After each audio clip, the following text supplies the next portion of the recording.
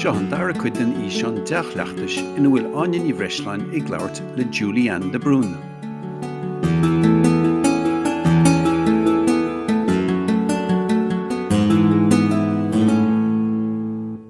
Agus is féidir linn takeíocht a thuairt go gcuoine le rangana ceardlanna tá pacas de teile le fáil ó tistí le na Gaeltachta. Féidir linn búla le chéile, ní féidir linn búla le chéile le lán daoine faoi láthair agus féidir linn búla beidir chlán ó bhó búla teilín ó bhó búla le chéile.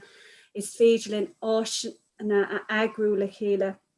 Rinne mé na ribbiní. Bhí siad có éasca iad a dhéanamh. Thuain mé go díals.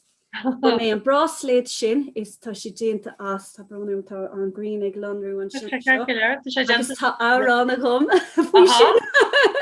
agus tá si déanta go jazz nílach ribbiní gceist agus fuair mé an ribbiní seo i Mr. Price. Tá siad ildáit is even lom dachanna so it táid ag fálam an tána le ó na háisna Cínta é seo da aráiste cad faoi na ribbiní ag lúsca agus bíon muid ag úsáid agus an sin is féidir linn na lábha úsáid so sí sé do wata so úsáidim na lábha freisin tuiste ag fálam an salfa agus go honúil ní ecinn tú é sin leis an gáige tá bíon muid ní úsáidim muid an lábha rénos ach si go deas an idir sin a thuirsta fáistí freisin an tóla sin a thuirsta fáistí faoi an réamh léthóireach ceol agus bin an béim a bíon samsa le linn an ceol go dugam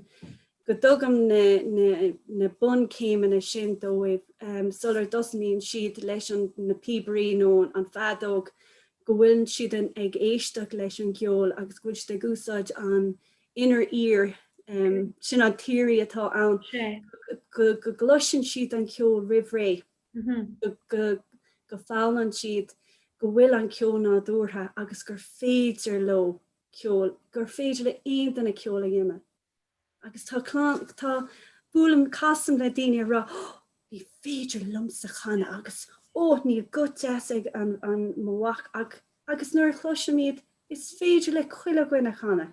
Tá ceol in againn, tá ceol le cuine goine a caiimiid bheith dearfach fuú costa leis ar danga. Agus bhí ó bháú go heirithe beidir madúrú le paiste ó níl tú maithí ceol bhfuil ní bheith siad a geirí ceol beidir gnéir siad na maiile a bheith gran ceol nó a géisteart a caiithí tú sppragu Sort iad a chothú agus a réile go bhfuil siad ionta fiú me teisiid agus de scréhí te sé téna geirí a téna chur an lethir agus chur an nniuúil fríide cheol. Cínte agus fecha mé sin ar time timp na tíra nó le mar rang híon go dugam léidsanna den na páistí sin. Nachhfuil ceog for nó beidir gohfuil le géirí cinna líon trach féasach. Tugam sé jobaní beaga dóibh go bhecinn siad is féidir le an job sin dhéana beidir go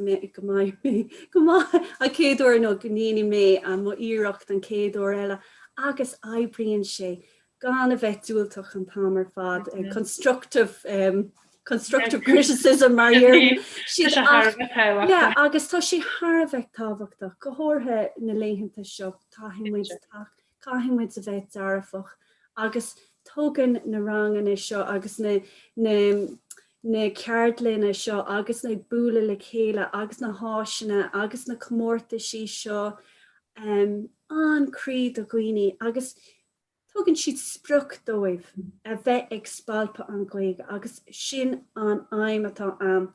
Níl méid déana éile ha an pebliach nó incio mar sin just tá méid déana éile ha tíorgrá agus gohfuil mé broú las ma hanga hín agus go bhfuil is íhanlum an gcuige agus is íhanlum an ceol agus an léthóireachta agus an eilín agus rudí agus an rinca dar nói agus sa rangan a freisin úsáidin with na bun céimeann a rinca na seanós agus na hédó trís agus an crack a gin.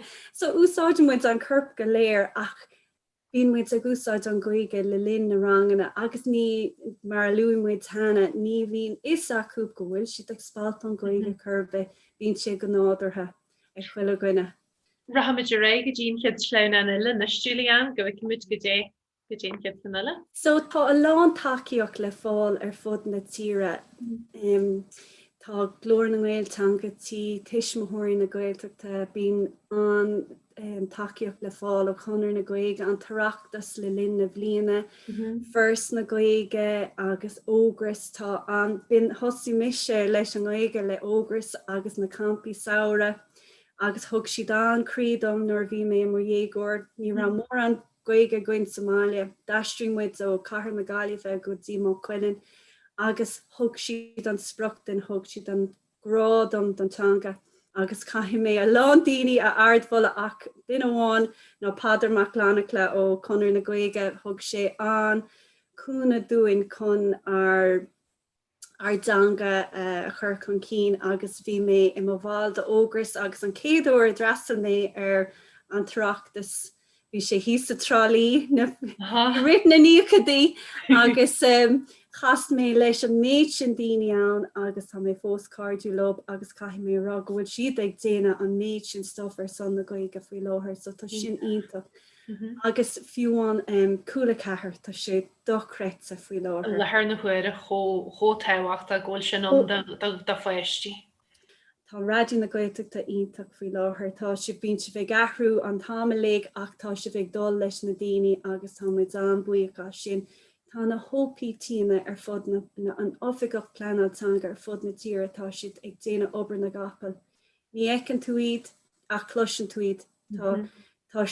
Tá siad ar na meán, tá siad le clostal ar na radio, ar na ar TG4, tá siad ina YouTubers inis, tá siad ionntach. An méid sin skillan le beidir nímí agus an méid ibrigent acu bhí acu airtha go thomlan cos le a hanine agus tá seinta táhairta. Ionntach agus an rud ná go rá mise ag obair idir lábha achab ag rihantín glasí le caithfidh mé rá céad fan géad tá siad ionntach dá chéile.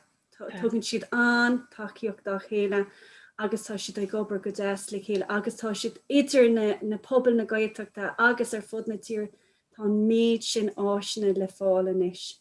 Agus tá an chuid takeíoch tuairte do ceannaí sa ceantar tá siad ag déanamh méid sin stuff agus tá sé sin an táhachtach do na teilí freisin go bhfeiceann siad na háisina bhfuil Gaeilge le fáil na hacuiní Gaeltachta agus éannach bhfuil le fáil inis agus go dtugann muid cabhair dóibh naléhananta seo mar sól dit gohfuil an anbhrú faoi láthair ar imircha agus ar fostaíocht agus ar daoine le ar cuasaí airgeadas agus gohfuil siad ag tuairt an chuid cúna de muinteoirí gó a bhfuil faoi bhrú faoi láthair.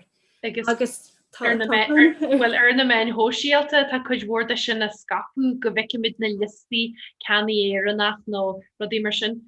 Beidir ghfuil tiismothirí críbhnaí grúpi tiismothirí agus teilí na grúpi clubbaní óige. Beidir ghfuil siad ar Facebook a tá chuid mhór acuiní ar Instagram go héirithe agus ar Twitter fásta a go héirithe a bhíní bhfuil beidir cuisí níos óige acu tá físein agus rudí deasa le bhfuil ar Instagram agus is féidir leis an tiismothair beidir an fón smachta chuineall ar an fón agus na físein jaasa seo hispent an na cuisí agus nascú le grúpi an dáisisin.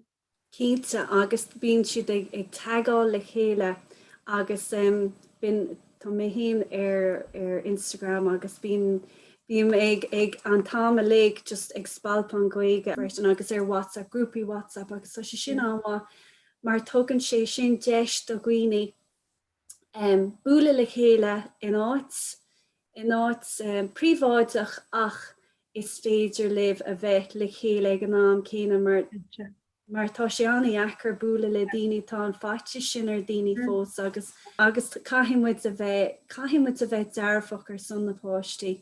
Caithimid a bheith ag obair le chéile costa leis an drám an sin ag chur rudaí le chéile tá siad híos an sin an orla agus í mar fearin agus bin an fágur luí mé agur chur mé an pictar sin táid go léir tá seo tá mé ag saoíocht gohfuil muidna mar sin táid go léir le chéile tá an gcuige I lár agus táid go léir ag géirí í a chothú ag géirí í a chur I bhaim agus ag géirí í a spalpa sa ceantar agus a tailí agus is féidir le é sin dhéana le chéile leis an méid sin áisina bhfuil ar fáil agus is féidir linn ar níthe le dhéine a géisteach leis an radio a géisteach ag breathnúir na rudaí deas a bhfuil ar fáil agus ag léamh agus ag ceol freisin mar tá se sin ritáhachtach. Dogam muid an críbeag sin donna fáistí. Si ar cé glún eile agus go dogam muid an taithí sin dóibh agus an go bhfuil muid na céad múnsaí acap agus tá se sin ritáhachtach go bhecinn siad go bhfuil muid ar an tíomh céine de chuile goine ghfuil muid le chéile agus go bhfuil takeíocht le fáil mar bíon sé dechar daoine na léhananta seo. Kense Kense agus go héirithe na heisinlí sin ar fád a luú teise de le sir an aske ó hiú Beiidir na hagriartí gaelige Beiidir man bal agriart loní hin de counter gen chagwal or rifos gen chagwal or Facebook no chur pix a fón agus chur glia bín pakatí takeíart go minnig acu bín acuní sir an aske chu si nascanní hogad gen chagwal lá neal ruder bí le callú majeirsid ach chagwal ennu agus Beiidir go pi rudenchart inta jal am.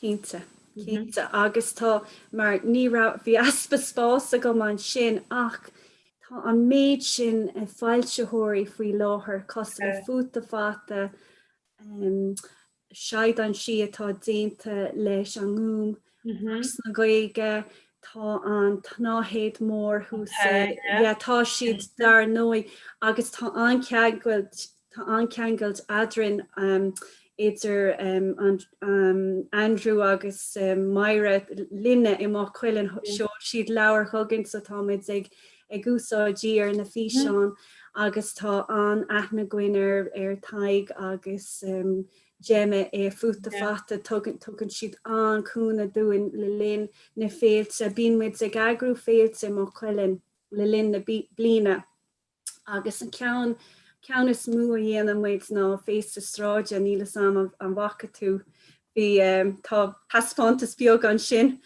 agus tá seo na páistí ag rinca le zumba le Bernie. Níla sam bhfuil leithna go sir Bernie tá si Bernie zumba clúchar is as ras a bhíl í agus bín láirí an sin agus bín muid ag seint an gaige an seint ceol gaelach agus bín banna ceolán agus an sin bín gach cinál rinca ceol agus bín lá mór a gcuin ag spalpa an gaige agus siad rinne déanam muid rudí beaga le linn an bhliain ach bín am a gcuin na háisna bhfuil ar fáil sa ceantar a haspáint don muintir na háite agus bín tá se cos le lá na néine a bhí an fadó agus caiim mé rá chuig a bhliain rih sin bhíoch na héanaí ar siúil san áit céine so táid ag drítim siar agus ag dul ará le chéile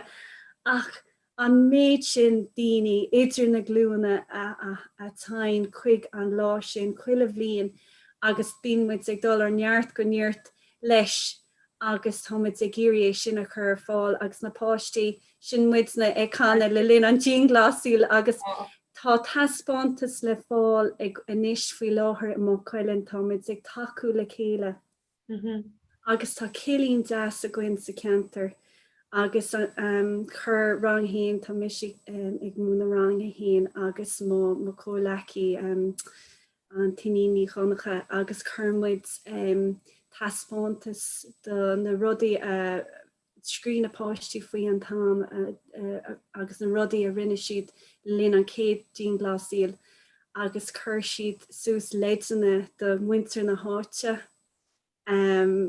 faoi na rudí is féidir le dhéine le lin an Jean Glasal dó puncanáid agus tá se sin go deas mar tugann siad leidna dóibh a bheith dearafach a bheith ag rince a bheith ag canna a bheith ag éthe sná túla a bheith ag léamh leabhar le chéile bheith ag gintar na páidrecha rudí mar sin a thugann críd a gcuoine agus bhí se go deas é a chluistáil ó béal na nóg gotí winter na háte agus bíon taspátas agus rudí mar sin an táhachtach le feicáil sa ceantar mar luí mu tanna tá se go deas a bheith ag siúlamach faoin tua agus ag siúlamach agus ag siú le chéile agus a bheith ag dá leis an mugaí agus nuair ecinn tú rudí mar sin agus nuair ecinn tú an gcuige tá se go deas Tá si go deas le haid chuile gine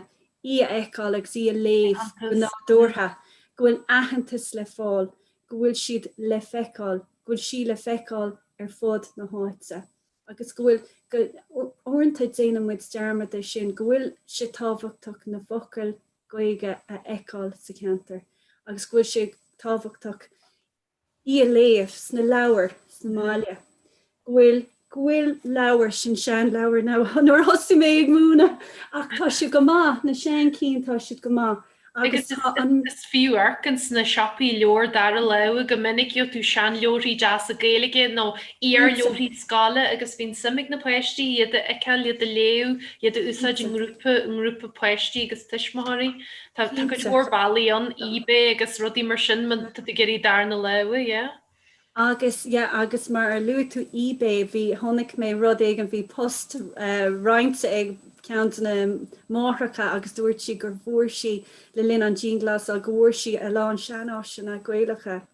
Agus bhí si sin agus bhí siad an sir agus tá si sin go deas le chluistá go bhfuil sim ag daoine rudaí a cheannach chun an gcuige chuc an cín mar bhí aspa rudaí le fáil rih sin.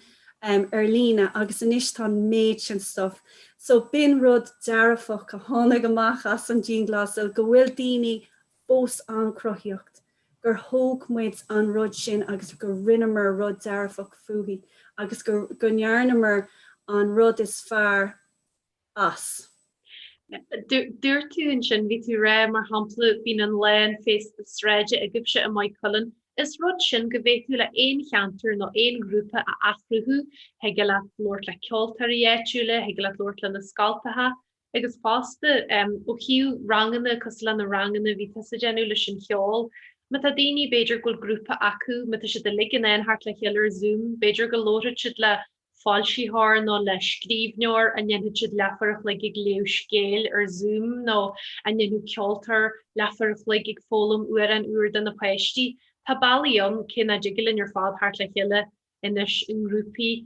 Heige le rudí bag a dhéanú ar Zoom mar sin a beidir smíní ar beidir hoca le Lord le duine a bhfuil patí éagsúla acu na rud neart go dhéanú siad Zoom agus go siad sin in na deach agus iad a hispant an na poisttí in Gaelic agus tá bailíon inis cé go mééis se ar lína beidir go jigilin rudí bag a deasa mar sin éana.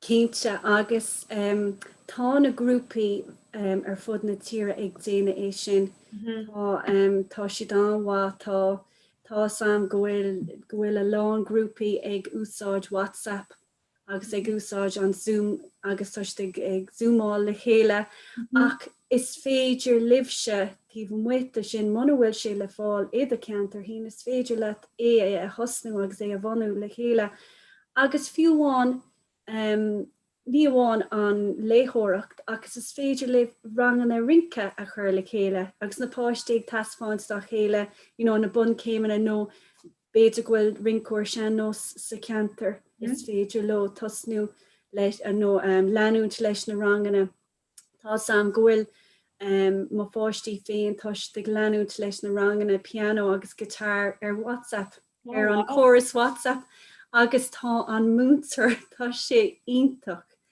Stáin sé picúir dá haon nó agus chuann sé leidena ar maide agus chuann sé sús chuig an scólan agus bí an urid si solteag na gasar agus is féidir leis an an rarc ólaí ar rarc a ahrú, so is féidir le selfie dhéana nó agus is féidir leis brathnúir na méir ag dul hús agus a nús agus ar an gitar agus tá sé sin an tá sam ghfuil siad le hain napáistí ní sinne ach is féidir lena sinna dhéine leis napáistí ní so gan nóir bhín sin caihí duine fásta bheithanín de lob an tamlaigh ach is féidir an búla le chéile mar sin mar agus tá sé sin séir ní léon costas lei sin so it's just leid amháin is féidir an búla le chéile agus féidir rinne mar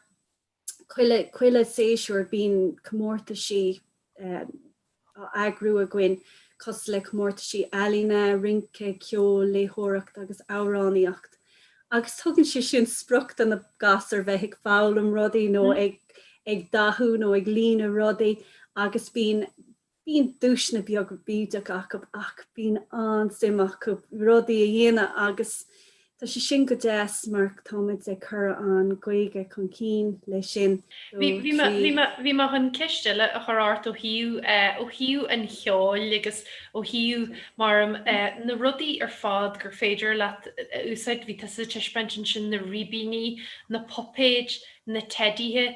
Ní ga go mé fiche airlis agsúil ag grúpa le rud. Fiúne le jóart beidir boxe a bhfuil reis na rutan a stíon le tropaí a nuas. Bín imó rangan a bín muid a gúsáid na cusisiní ildáte agus bín na páistí an siar sin agus bín ceirclach mar ecin tú isteach an sin tá bín na ceirclach agus bhí sé cóbarú a gohfuil siad an dahanana brat na héan. Bhí ceann gurama a gcuid ach dimí sé níle samcán idir féasráideháin agus féasráid eile tá sin átígan ach is brá leis bín an cros sin an táid le céile ceircail ní léon agus bín níl éon agus tá gatainna le feicáil ann agus bín an crack adrin so tá Mickey Monkey le feicáil an sin go sin é mó Mickey Monkey agus siomma chara tosníonn sé an rang. Díomh a fáistí an bhfuil sibh go má agus bhíon siad tá mé go má so tímuid idir na páistí ar páiste go fáiste agus chummuid an ceist arthú. agus bíon si tá mé go agus an fihríonn siad aráis an Albertí omláin tá sé doreis a fiúháin ar scoil. Nuair luúin siad tá na sanolaí bín de gúní ra ní luúin siad ní féidir lo Albertí omláin a rá go dtí cibís. Ach leis an geol chur mis a ceistar thu bí mé i gúní a chucas an bhfuil sibh ré agus caihí na páistí chana aráis fihríonn siad aráis Tá mé ré Níl mé ré no agus ní mé teagtáil a nús agus níos agus bín crack adrin agus cloisian siad níos smú nar bíon tú ag chana. Agus chur mé sé sin bí mé gúnaí ag tairt ag tóil sé sin ar scoil. Nuair bíon tú ag chur mé sin céim na búlabos agus caihí siad freigar a thuirstom. agus cloisian siad stoppan siad agus caihí siad éisteach. Agus tá sé có éfachtach an stíl seo a úsáid mar níl tú ag caiile a go, níl tú bhí stras é sin na dhéine agus rud spríúla agus bífrion na páistí aráis agus fiúháin leis nóir bhímuid ag glanasús déanamuid am glanasús, é ho mi adio, am glanasús agus cai siad na teddís a chur aráis sa bhála, cai siad na ribiní a chur aráis sa bhála agus bín struchtúir i gceist ach is stíl normálta ach ní bhín an stras sin ar na gasúir. Agus tá na rudí sin go maith le Somália freisin. Is féidir lo ceistena chur na gasúir an bhfuil sibh ré le haid a duinéir an bhfuil siad ag tríidir ríis nó rudí mar sin ach is féidir lo chuann si sin crí ar chuoine agus tá sé éascail le déine agus is féidir mar luí méiddal hús agus an nús. Tis fan na teddy is da tugad an sin Julian. Well tá trúer sa taile saganne. Se Mommy Bear. Aha. Dia híh fátí an bhfuil sibh go má. Se Bobbing Bear. Dia híh fátí a bhfuil sibh go má. Agus tá Daddy Bear a gin. Daddy Bear agus bín Daddy Bear. Uanta bín se cantalach ach neomh tá si go deas mar bhí laon aige. Dia híh fátí a bhfuil sibh go má. Agus bín siad féic tá crí acab. Agus bín siad an gcuige ráú an gcuige. Agus uanta dearan siad cén fá bhfuil Mommy Bear níos smú ná Daddy Bear. Agus dearan mise well I ngach hailí uanta bín rudí difriúla le fáil agus uanta bín Mommy níos smú ná Daddy. Agus bín Daddy níos lú ná Mommy agus sin ceart galore. Agus cén fá bhfuil dat difriúla ar Daddy Bear agus Mommy Bear agus dearan mise. A fáiste sin áhá uanta bín daoine difriúla I ngach tailí. Agus cén fá ach nílach páiste a bháin agus tá dat difriúil ar an báiste sin. Well uanta fáistí bín daoine difriúla I ngach hach agus I nach tailí agus sin ceart galore. So tá scéal ag baint leis freisin agus tá si dearfach. Agus cén na hanbithe seo na béirín seo ar thuras jazz go dtí tír na ceol. Ach ar dús spóra. Bín cúis céim na bioga ag Bobbing Bear agus ní féidir leis ach cúis céim na bioga dhéana. Agus lín an ceol leis an ceol caiimiid tí a dhéana tí mar seo. So sin cos le na crotchets. So tí. So bín sé mar seo cos leis na cos céimena tí. Agus seo Mommy Bear tá cos céimena níos smú ag Mommy Bear. Agus bín si tá so agus tá úsáidin muid na dúrn mar seo tá so seo Mommy Bear agus dearan si tá seo Bobbing Bear agus dearan sé tí agus le chéile ní dearan sé a ní bín sé ag léimt ar chus amháin cai sé gá chus a úsáid so dearan sé tí. Agus Daddy Bear. Tá bullag mór ar Daddy Bear. Well go honún bín bullag mór ag Daddy Bear. Ach ní rá sé bhí sé githe bí fullánna bí le líon an jean glasál. Agus ní léon bullag aige. Agus dearan Daddy Bear. Tá. So caiimiid dul mar seo tá. So bín tá fum tá rud éigen difriúil ag Daddy Bear so caithí tú mar seo a dhéon caiith tú de lámh a úsáid mar seo tá. Agus teann siad ar thuras go dtí tír na ceol. An bhfuil sibh ré, tá muid ré, rockin' muid go tír na ceol, tír na ceol, tír na ceol, rockin' muid go tír na ceol, cá bhfuil Mommy Bear. An bhfuil sibh ré. Siúlin Mommy Bear mar seo tá. Siúlin Mommy Bear mar seo tá. Rockin' muid go tír na ceol, tír na ceol, tír na ceol, rockin' muid go tír na ceol, cá bhfuil Daddy Bear. Siúlin Daddy Bear mar seo tá.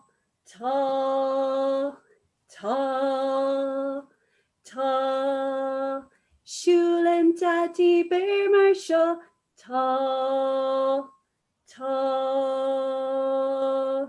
Rockin' muid go tír na ceol, tír na ceol, tír na ceol, rockin' muid go tír na ceol, cá bhfuil Bobbing Bear.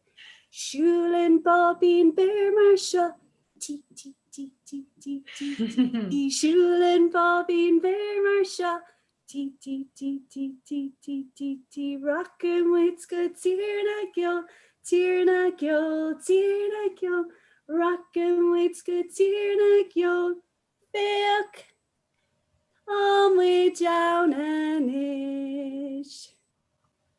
Agus rinne méid dearmad ará leat go bhfuil go úsáid an muid, so bíimiid ag ggheirceil agus táimid I dróháin le chéile.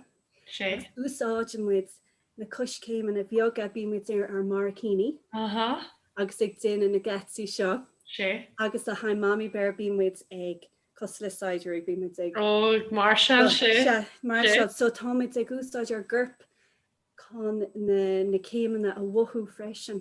So tá sé úsáid tá sé cos leis an kinesthetic approach, úsáid an siad an curp go léir chun an ceol a bhuthú agus dul leis an ceol agus le haid daddy bear dáidirmuid céimen a beagus a brímuid mar seo.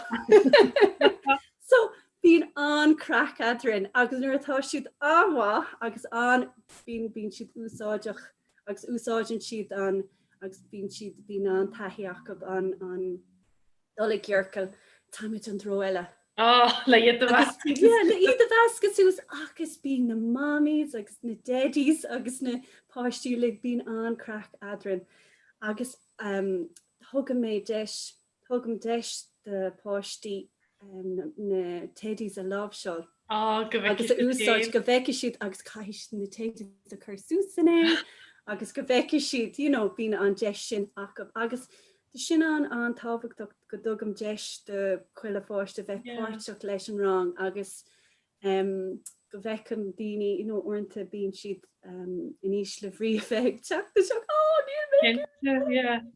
sin ceiste bhí agam Julian ó hiúin ceáil de agus a genú na gatí agus an circle agus a gatain na puirte. An bhicinnta sa Beiidir ó hátain go seaartain féin mhaoine nig fuan na páistí agus páistí Beiidir fómlann siad ggóil siad ionta mai Beiidir a ceáil na ggóil siad ionta mai hiag na gatí agus tugann sin misna a páistí an réalacha úsáid an ceáil a úsáid agus an cóúidir sin an nervhín an rang ceáil agus. Cénta nóir thosaí mé ar dúspóir a bhí scéim pilóta mar a churmuid ar deach na Gaeilge agus thosaí Bobbíní lom a bhí idir thart ar chuig bhí go ní bhí agus tá siad aníis ag freastal ar na bhunscoil.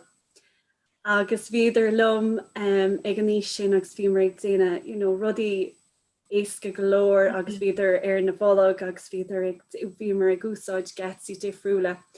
Ach de réir chéile I blian ní a bhblin hagan an bhíon winning agus dúsáid siad an méid sin den na Gatsí agus tá siad le feicáil an chuile Greengraf bio gohfuil leanúnacha sound ón am a rá siad in a bhábhíní.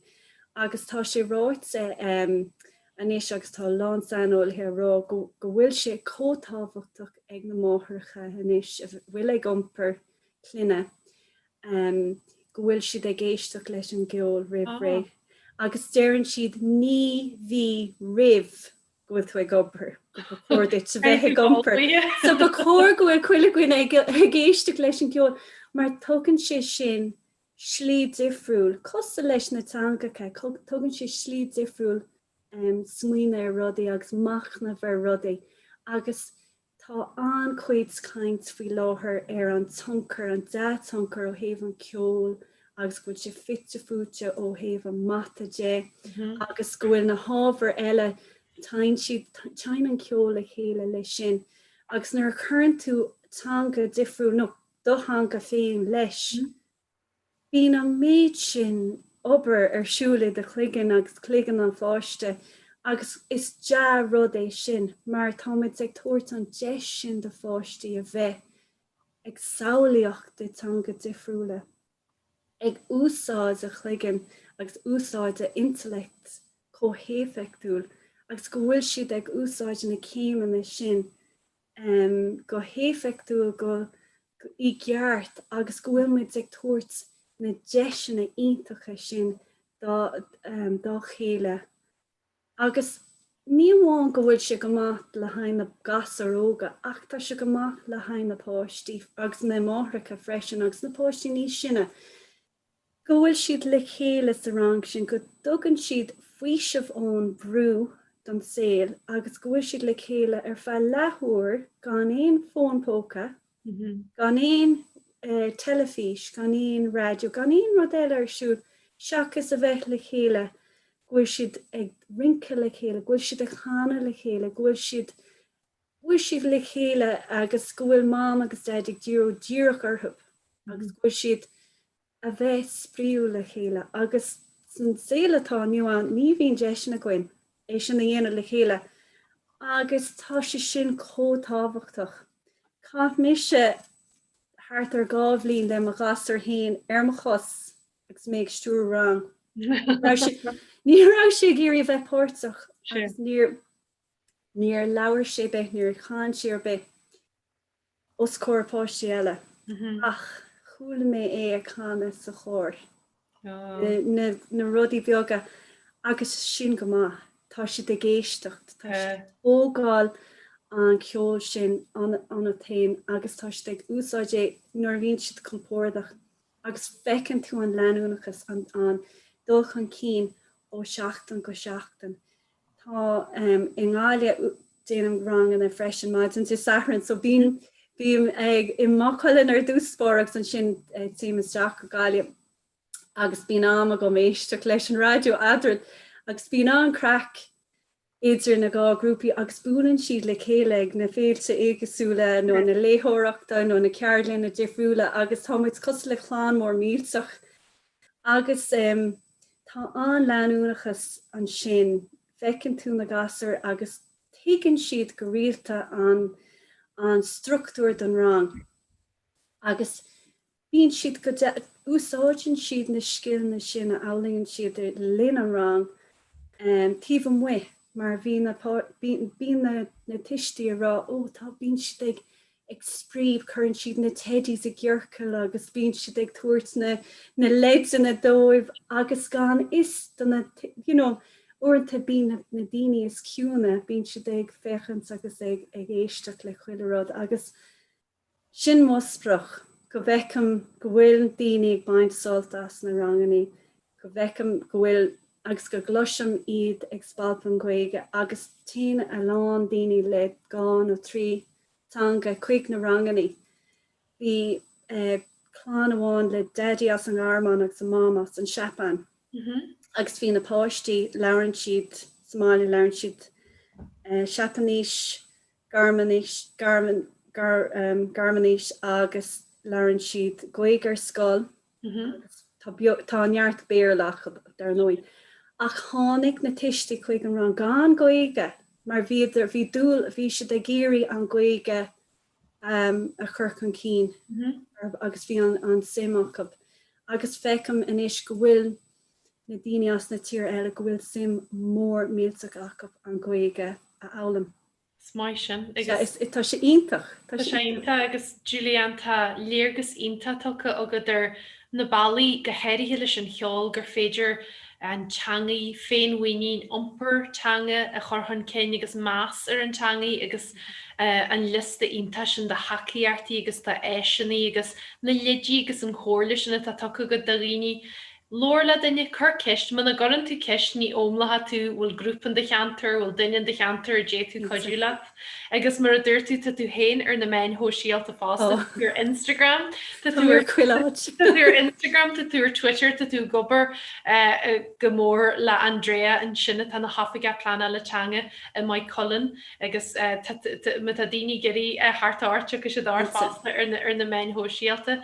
Julian gur míle maigad as an chá Samuel as an cheol jazz agus an na teddihe agus sílim go ratha se bhéim go mór ar na tuismothirí ar na daoine tá tegus gran agus ar rií tá geirí an réalacha chu an cinlan agus peisttí ága agus is ionta an tá tógáil chrí galanta tá agus an Mickey Monkey an sinna. Tá Mickey Monkey géirí slán a rá, mar si sin ócé. Tá sé sin ce leir. Lein Mickey Monkey. Slán a bhaile gur a míle maithagad, slánna bhaile gur míle maithagad.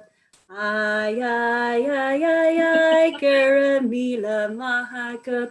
Ai, ai, ai, ai, ai, gur míle maithagad. Gur míle maithagad, Táine. Gur mí maigad agus gur mí maigad Julian de Brún. Tá fáil ís an deach leachtais eile, chóirle agus acuinní takeíochta, híomh tangatí.ie.